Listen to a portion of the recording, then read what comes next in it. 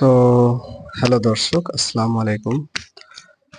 আপনারা জানেন দীর্ঘদিন ধরে আমি যদিও রাজশাহী সিটির ভিডিও করার উদ্দেশ্যে চ্যানেলটা ক্রিয়েট করা হয়েছে, কিন্তু অনপ্যাসিভের ভিডিও ছাড়ছি আপনাদের জন্য। এ পর্যন্ত যতগুলো ভিডিও দিয়েছি এগুলো সব পার্ট পার্ট আকারে আছে। কোনোটা ওমেলের উপর, কোনোটা জুমের উপর, কোনোটা ও কানেক্টের উপর, কোনোটা চ্যাট জিপিটির উপর। এখন যদি বলেন যে আপনার মতে কি, আসলে আমার মতে বিষয়টা হবে এরকম যে অনেকজন অনেক কথাই বলছে, কিন্তু সেটা থাকে আবার হারিয়ে যায়। বিষয়টা হচ্ছে এরকম। এখন এসমোপার স্যার যে 10 এপ্রিলের যে অনুষ্ঠানটা উনি করেছিল লাইভ জুমের মাধ্যমে, সেটার মাধ্যমে উনি জোর গলায় এটা বলেনি যে company will be strongly running within short time, এটা বলেনি, বাট জোর গলায় উনি এটা বলেছে যে উই নেভার গন, আমরা কখনোই যাব না। এবং এই কথাটা উনি একবার বলেনি, কয়েকবার বলেছে যে আমরা কখনোই যাব না। We are not living because we are movement. Okay, এখন ওয়ান প্যাসিভকে যদি প্রপারলি মুভমেন্ট করতে হয়, বিভিন্ন রাষ্ট্রের সাথে যে ফাইন্যান্সিয়াল ট্রানজ্যাকশনের যে পোর্ট, এটা ক্লিয়ার করতে হবে।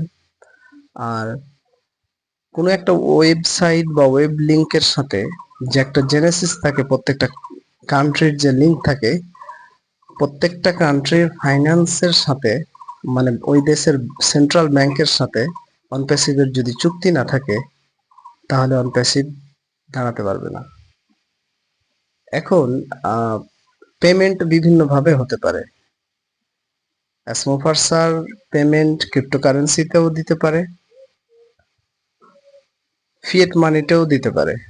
ফিয়েটটা হচ্ছে আপনার, ফিয়েট কারেন্সি বলা হয় আপনি যখন ক্রিপ্টোকারেন্সি থেকে সেটা ব্যবহারযোগ্য, যেমন European dollar, Canadian dollar, Australian dollar, এভাবে রূপান্তর করতে পারবেন, ওটাকে বলা হয় ফিয়েট কারেন্সি। মানে ব্যবহারযোগ্য কারেন্সিকে বলা হয় ফিয়েট কারেন্সি। আর ক্রিপ্টোকারেন্সি সম্পর্কে আপনারা অনেকে ধারণা পেয়ে গেছেন, কারণ ধারণা না জানলে আপনি ভিডিও দেখতেন না। ক্রিপ্টোকারেন্সি দেখা যায় না। পেমেন্ট উভয় দিক থেকে হতে পারে। এখন প্রশ্ন হচ্ছে এটা যে আমি যতদূর আমার ভিডিওর লিংকে যতগুলো কমেন্ট পড়েছে, অনেকে বলেছে অনপ্যাসিভ চলে গেছে, খাতাম, এটা এমএলএফ কোম্পানি ফেক, বা অনেকে তো আমার কথাবার্তাও পছন্দ করছে না। বিষয়টা এরকম।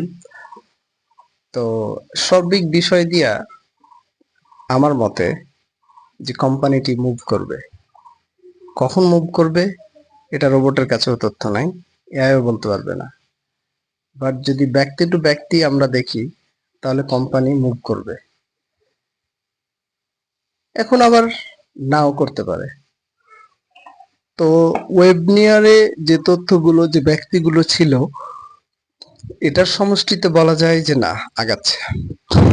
আপনার আমার কাজ প্রোডাক্ট সম্পর্কে জানা, অ্যাকাউন্টটাকে সচল রাখা, পেমেন্ট গ্রহণ করার জন্য প্রত্যেক ব্যাংকের আইডেন্টিটি ঠিক রাখা, নিজের আইডেন্টিটি ঠিক রাখা। এখন হুট করে বলতে পারে যে আমরা ন্যাশনাল ব্যাংক ছাড়া টাকা দিব না, তখন আপনি কি করবেন? এই যে এই ধরনের মেন্টালিটি ঠিক রাখা, আপনার টিন সার্টিফিকেট রেডি রাখবেন। হতে পারে টিন সার্টিফিকেট লাগতে পারে। সো অনপ্যাসিভ কত দ্রুত সামনে আগাবে এটা তাদের একান্তই ব্যক্তিগত তথ্য। বাট ওনারা প্রমিস করেছে যে আমরা মে মাসের শেষের দিকে চালু করব। এখন এটা আপনার আর আমার উপর নির্ভর করছে যে আমরা এই বিষয়টাকে কিভাবে দেখছি বা কিভাবে সামনের দিকে আগাবো। বাট বাংলাদেশের মানুষদের মধ্যে 50% মানুষই এটা থেকে মানে মুখ ফিরিয়ে নিয়েছে এবং ভরসা বাদ দিয়ে দিয়েছে। আমাকে যদি বলেন ব্যক্তিগতভাবে, তাহলে আমি বলবো যে আমি এখনো আশা ধরে রেখেছি। তো আজকের জন্য আমরা ও কানেক্ট নিয়ে স্টাডি করব, আমি নিজে স্টাডি করব। আপনি নিজেও জানার চেষ্টা করবেন যে ও কানেক্টটা আসলে কি এবং কিভাবে কাজ করে, এবং এখান থেকে পয়েন্ট বা ভ্যালু অর্জন করতে গেলে মানে প্রত্যেকটা বিষয়ে র্যাঙ্ক থাকে, প্রত্যেকটা অ্যাপে বা প্রত্যেকটা সেক্টরে র্যাঙ্কিং সিস্টেম থাকে। ফেসবুকে যাদের 10K ফলোয়ার তাদেরকে কিন্তু ফেসবুক অন্য চোখে দেখে, যাদের 1000 ফলোয়ার তাদেরকে অন্য চোখে দেখে। আপনি বুঝতে পারছেন বিষয়টা? তো যখন আপনি ও ফাউন্ডার হিসেবে আপনি ও কানেক্ট ইউজ করবেন, তখন আপনার র্যাঙ্কে তারা বিবেচনা করবে, সে অনুসারে পয়েন্ট বা আপনার ও ফাউন্ডারের অ্যাকাউন্টের ভ্যালুটা ওরা সংযোজন করবে। এই জন্য আমাদের যতক্ষণ কোম্পানি লাইভ আছে ততক্ষণ কোম্পানির প্রোডাক্ট সম্পর্কে জ্ঞান অন্বেষণ করাই হচ্ছে একটা আদর্শ ও ফাউন্ডার মেম্বারের দায়িত্ব। আমি করছি, আপনিও করবেন।